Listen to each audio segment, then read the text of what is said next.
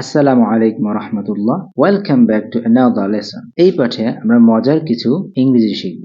Let's begin. Pattern 2, are you going two?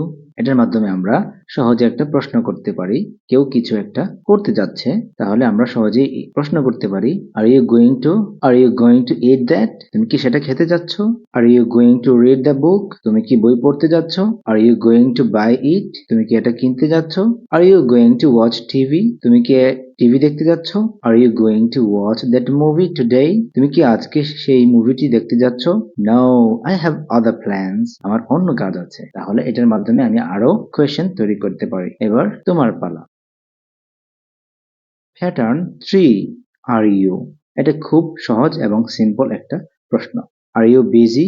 তুমি কি ব্যস্ত? Are you serious? তুমি কি সিরিয়াস? Are you happy? তুমি কি খুশি? Are you thirsty? তুমি কি তৃষ্ণার্ত? Are you hungry? তুমি কি ক্ষুধার্ত? I can cook for you? আমি তোমার জন্য রান্না করতে পারি। I haven't eaten anything today. আজ আমি কিছুই খাইনি। Pattern 4, you are so? এটার মাধ্যমে আমরা কারো প্রশংসা করতে পারি অথবা কাউকে তুচ্ছ করতে পারি। You are so nice. তুমি অনেক সুন্দর। You are so sweet. তুমি অনেক মিষ্টি। You are so hard working. তুমি অনেক পরিশ্রমী। You are so mean. তুমি এত নীচ। যখন কেউ কোনো একটা খারাপ কাজ করে, তখন আমরা তাকে এভাবে বলতে পারি, ইউ আর সো মিন। তুমি এত নীচ। আমি তো সেটা আগে জানতাম না। Let me hold that for you. আমাকে এটা ধরতে দিন। Thank you, you are so kind. ধন্যবাদ, আপনি অনেক দয়ালু।